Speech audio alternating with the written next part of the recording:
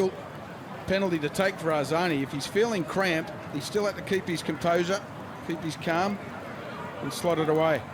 Well, the interesting factor in this is Melbourne City have used all their changes, so they can't take Daniel Arzani off, and if he is to leave the ground, they'll play with 10 players. So interesting to see if he can soldier on.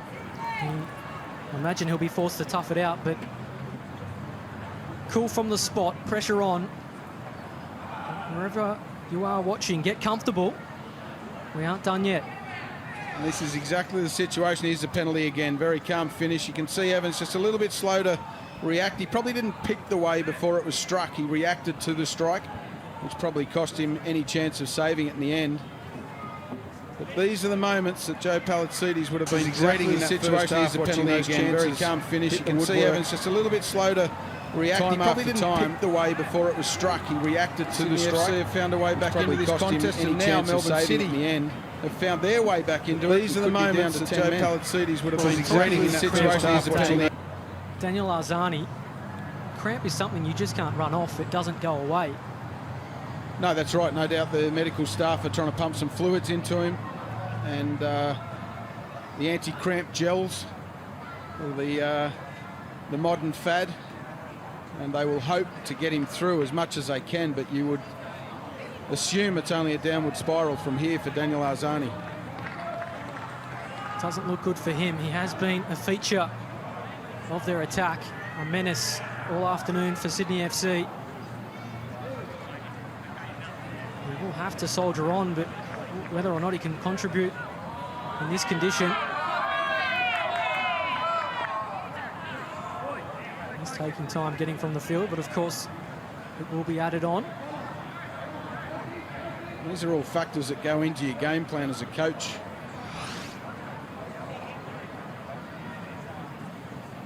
These are some of Arzani's highlights as we're seeing on the screen now. And he's had a wonderful afternoon. He's been an absolute threat every time he's touched the ball. A couple of times taken the wrong option at the end of his movement, but as you can see, set that first goal up. That one there should have hit the target at the very least, but his quick feet in tight areas, his ability to squirm away from defenders, first class. He really has caught the eye today. And Arzani is one of these players we're seeing more and more now in Australian football coming through the youth. Very technical, number 10s, Tom Rogic type players. Well, yeah, I mean, Tommy obviously was and is much more comfortable in central areas. Arzani loves getting in those 1v1 situations to use his pace and his trickery. But certainly he's done him his future no harm today on the big stage. Of course, has been involved in the A-League setup. I expect to see more of him. He's in the Ollie Roos squad as well, so Josip Gombau sees his talent. So Sydney FC fought hard for their lead. They've lost it. 6 minutes of normal time remain here in Gosford. No one finds a winner in the 90. We will go to extra time and then penalties. Gombau here in the crowd, as we saw earlier in the broadcast. He's got a camp coming up on the Central Coast. Chance to run his eye over those players that he's selected in a day-to-day situation in camp environment, to see what sort of culture he can build. Theo on the ball. A lot of movement. Conditions taking the bite out of players today. It's been hard work. Here's Agamemnonis looking to turn. This is where they've got to get the ball wide early. Too late. Zavala, the captain. Can he inspire his side to victory? Turns over possession though. Here's our friend, Mr. Gombau. Must say he's been on a diet since he left Australia. He's lost a lot of weight. Spoke to him briefly at half-time.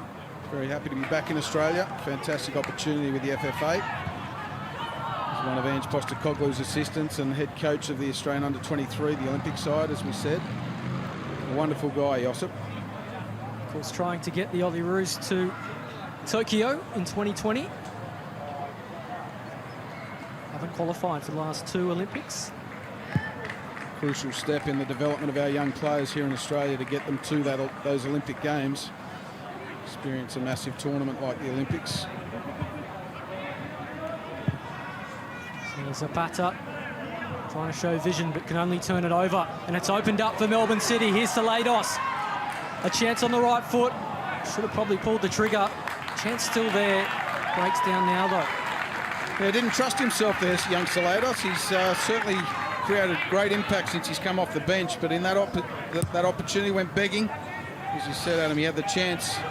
Good first touch to set himself on goal, and there's the opportunity to strike across the goalkeeper.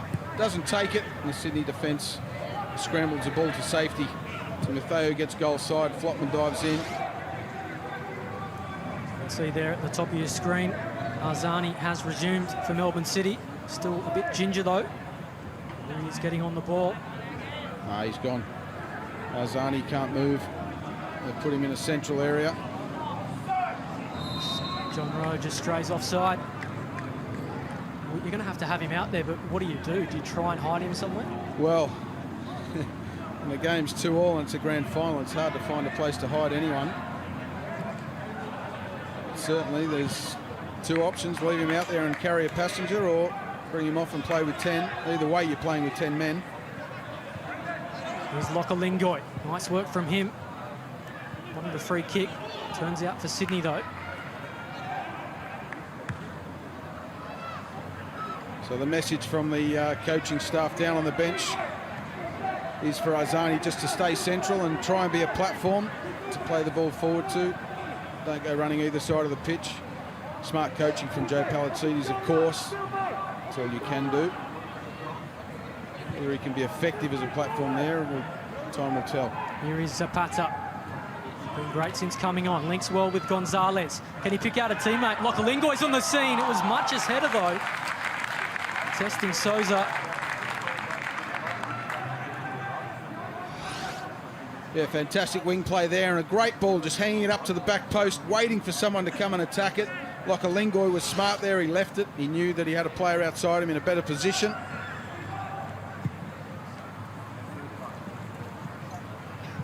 Much just couldn't get enough power into the header. Just 90 seconds of normal time remain here in Gosford. It's been hotly contested on a hot day.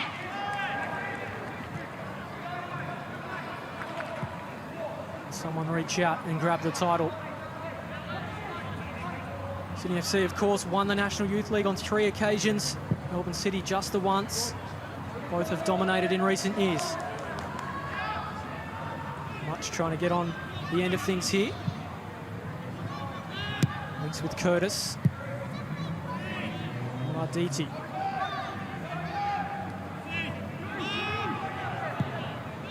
Finds Zavela now. Doesn't have a lot going forward. Melbourne City just getting numbers behind the ball.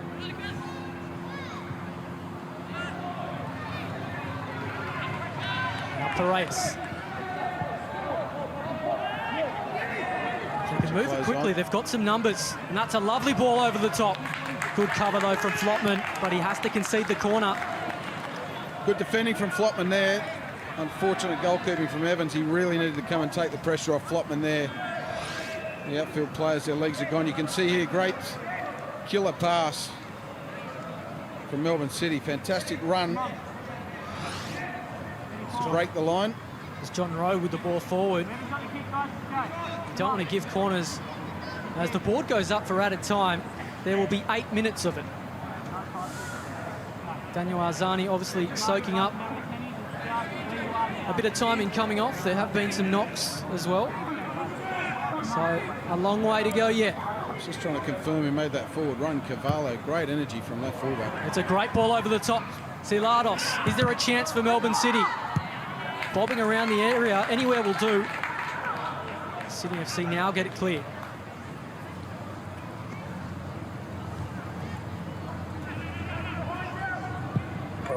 The officials indicated there will be 8 minutes of extra time in this grand final match. It's an important touch. Curtis just helps it on. That's about the last thing you want to see as a player on a day like this. 8 minutes of extra time, injury time I should say, go up when you're heading towards extra time. This is a real test of mental strength from these players. And it must be said, a great learning curve in their development as professional footballers as well. Here's Tongyik. He's really gone out of this game. I've mentioned earlier that these two have had some long seasons, both running NPL sides, along with National Youth League duties, so 12 months of football, having to manage player workloads and development as well. Sydney FC have handed a chance. Salados, an important touch. John Rowe on the turn. I think it's come off a teammate. It will be a corner though. Got to credit Melbourne City for this late flurry, putting Sydney FC under all sorts of pressure. Actually, Connor Metcalf being a danger. He's been good this afternoon.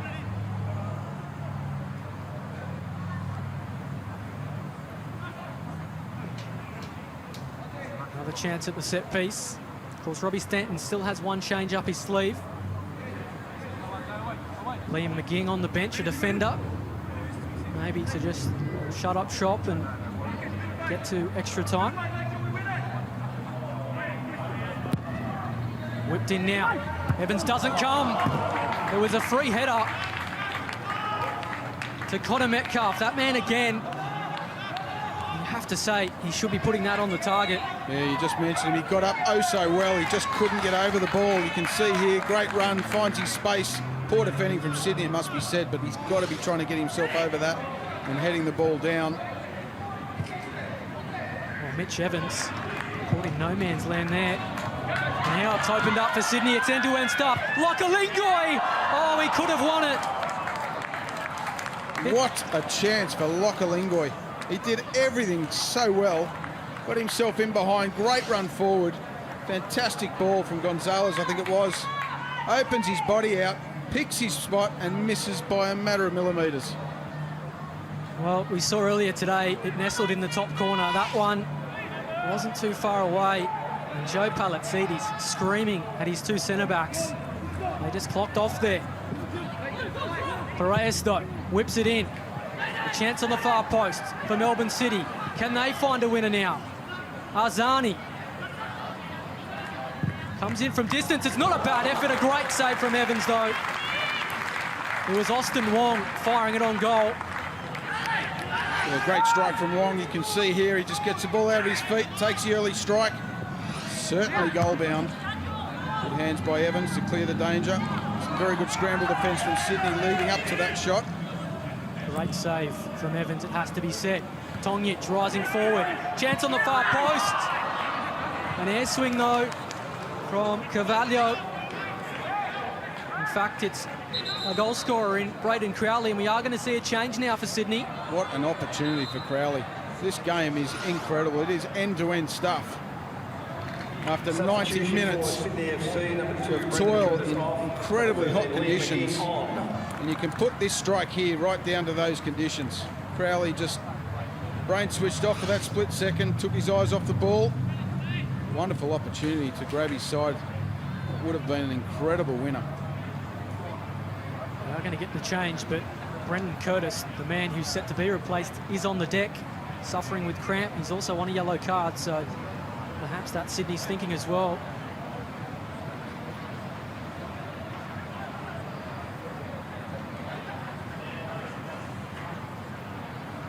Still 3.5 minutes remain. In fact, 3 minutes remain in stoppage time. If we don't find a winner, extra time and then penalties.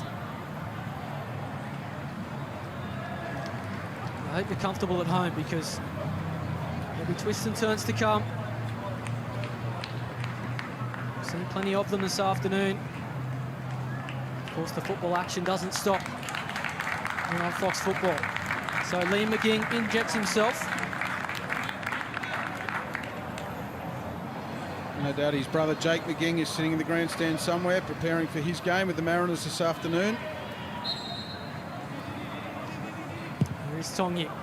Just get it into the mix-up. Important header, though, by Gonzalez. Here's Salados. Influential since coming on. This comes in. Oh, McGing just dealt on that one. Just come on the field. It's Connor Metcalf again. So 2 minutes left before extra time. Does Sydney FC have an answer? McGing, first real involvement showing. I wonder if that injury to Curtis or the cramping will go down as extra injury time.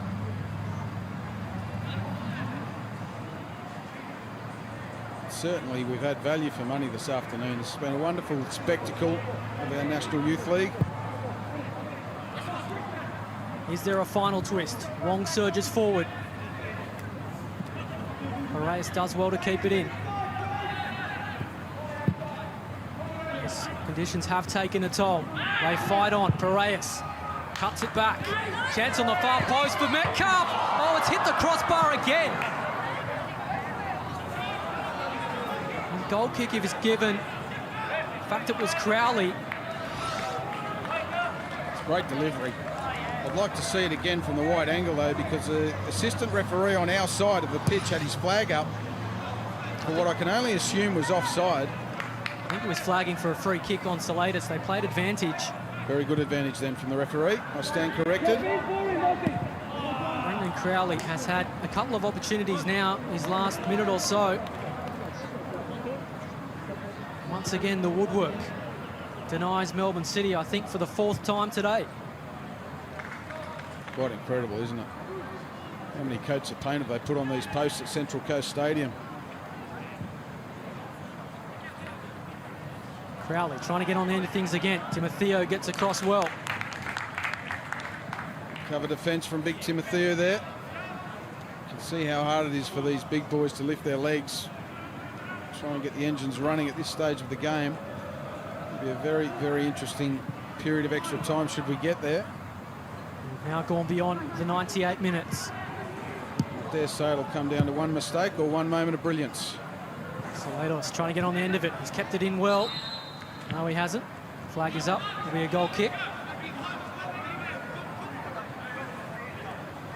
This may be an end of things. Referee Stephen Laurie looks at his watch. Gonzalez trying to move it quickly. Can only send it to Tongyek.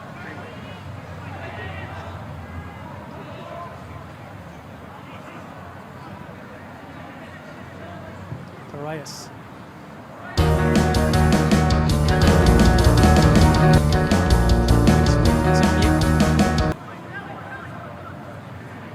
Now tick to the 99th minute. Paul won't want to lose it here. He's done well though. It's 5 in the front line for Melbourne City. Numbers are forward if they can deliver into the box. We've got some numbers. Good covering challenge again by Timotheo.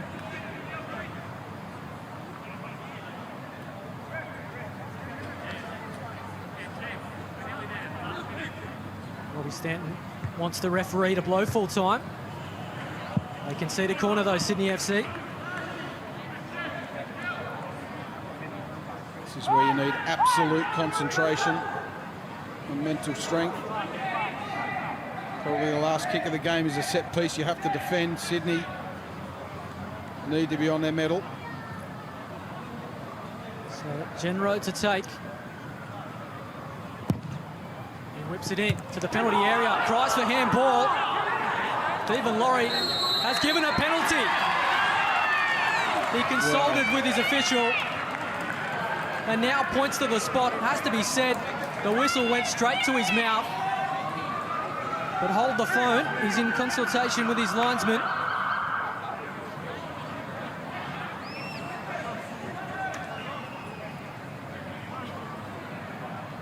Card is coming out as well.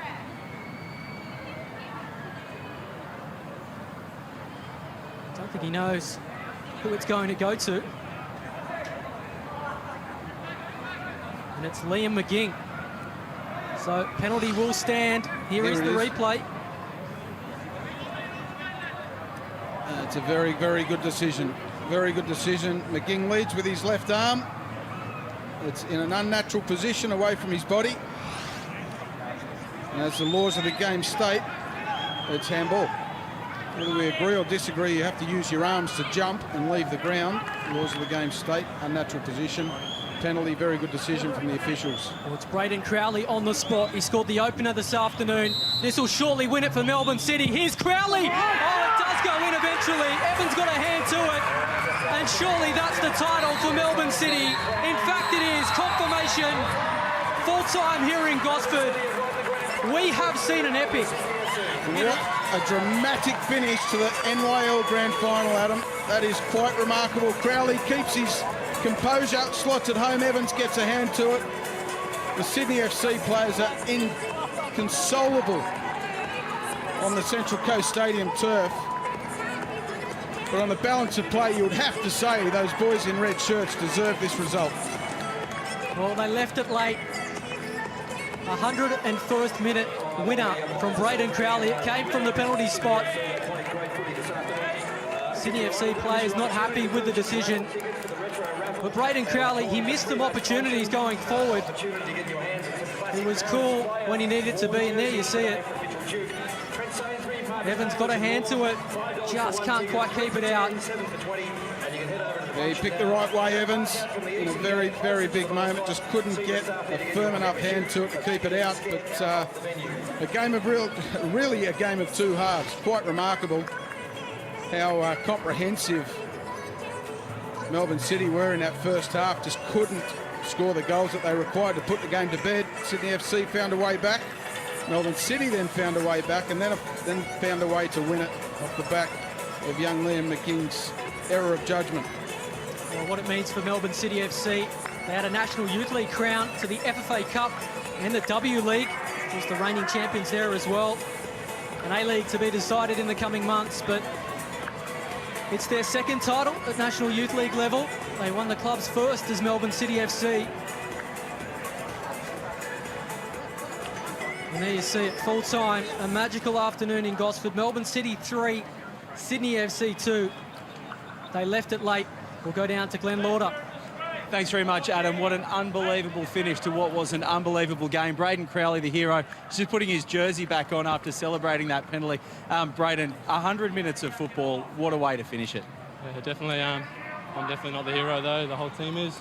You know, we put the hard work in, and, you know, pretty certain that these are the youngest. We're the youngest team in the comp, and to go out there and have that fight. You know, last week came down for 3-0. Yeah. We just have this fight about us, this maturity about us, and, you know, I just knew we were coming home with a win. It was such a dominant first half. What was the thought process once Sydney went 2-1 up after you were so dominant for so long? I think it was just being positive. You know, it's a few young boys here, and, you know, we just got to be positive. And the thing is, I can honestly say we were all over them. We felt fitter. Obviously, it was a bit hard when we went down, but to, you know, come back and show that belief and put the goals away. It's not just me, not just Azani, it's the whole team that, you know, put on fight, and I'm really proud of them. Was there ever any doubt that if you went to extra time and possibly penalties that you were the fitter, or did you think that maybe fitness might have counted for something in that last half an hour? Honestly, it's down to our staff. You know, we've got unbelievable facilities, and it's not just us that put in the effort, it's, you know, the whole staff, and they're in there as much as we are, you know, putting in the work for us. And, you know, we've got boys here that are just putting work in, and, you know, this is the reason why we're here and the reason why we've, you know, come in the 90th minute and scored. Congratulations, Braden. Go and enjoy it. Yeah, thank you. Well, one of the other heroes, as Braden said, not just one of them, but Daniel Azani was in so much today. You were cramping in your hammies there, mate. You got through it. How does it feel? It feels amazing, honestly. Like, it's been such a long season. Everyone's worked so hard. And to finally be rewarded at the end, it's something special. It really is. When you felt those cramps after you scored that penalty, what were you thinking? Were you just desperate to get through it and not let them stop you in this grand final? There was no chance I was coming off. I knew straight away that I wanted to stay on.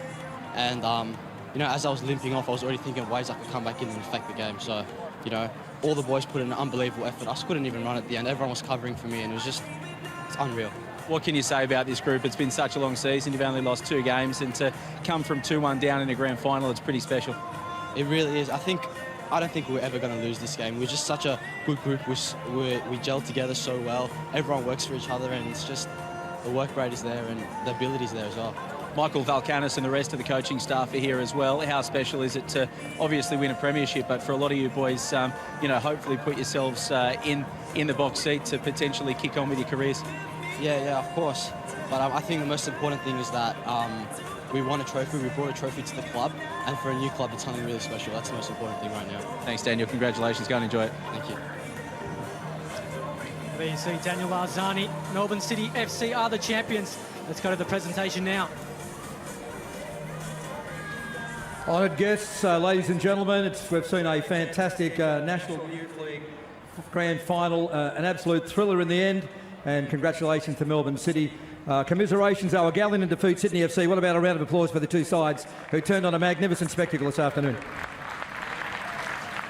Would you please now join me in welcoming the Football Federation Australia official party, which will include Mr Mark Falvo, Head of Corporate Strategy, International and Government Relations, and Football Federation Australia.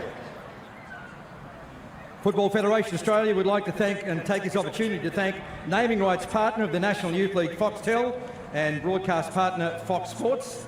And we'll now present the Foxtel National Youth League winners, Melbourne City, with their championship medals, everybody.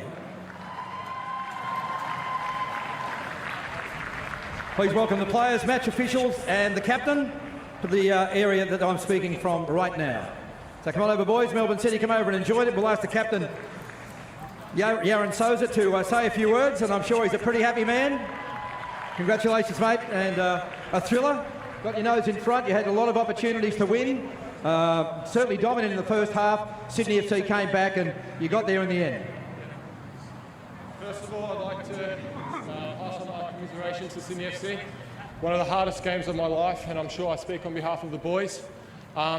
Secondly, my boys, what a fight out there. We were dominant first half, as he said, showed our character, going 2-1 down, fighting, all that hard work we've put during the season. Also want to thank the real captain of this team, Leo, who's not able to be with us today through injury. So well done to Leo, if you're watching. And also to every single person at the club, the support staff, the coaches, sponsors, everyone, thank you. All right, we'll ask all the players to come up and get their championship medals. I think we should also give a round of applause to the coach, Joseph Palatides. What about that? Where is he? So, fellas, come on up after show us a couple of words and get your championship medals. Well done, mate. Congratulations. First of all, I'd like to thank our owners, the board, especially our Vice Chairman, Simon Pearce, for all his support. All the Melbourne City staff, especially Scott Munn up there, always supporting our youth team and the way we go about it. To the senior coaching staff who are just at the back there watching, they make such a huge effort to develop these boys, just not what we do on our own. They come in and they help the boys out and give them the experience that they need. Michael Petrillo from the football department, thank you, Michael, for everything. These players are unbelievable. They've worked hard and they get what they deserve at the end of the day. And I think in an unbelievable game, and I suppose this is what it's like when they talk about a game of two halves, and we just about saw that. But they've made a tremendous effort, so we want to thank them for everything they've done, and especially my support staff, Lockie Armstrong, Ralph Napoli, Sammy Frangos, Cody Williamson, Callum and Earl. Thanks very much for everything. Our sponsors, Etihad, and all our other partners, thank you.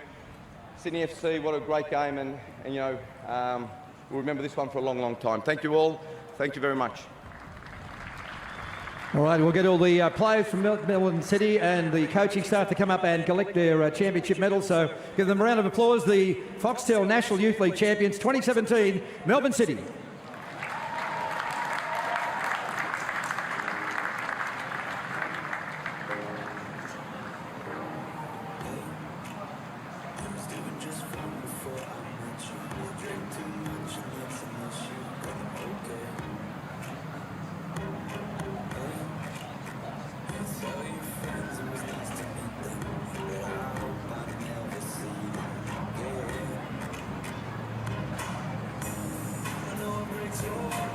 Well, there you see the Melbourne City players receiving their medals.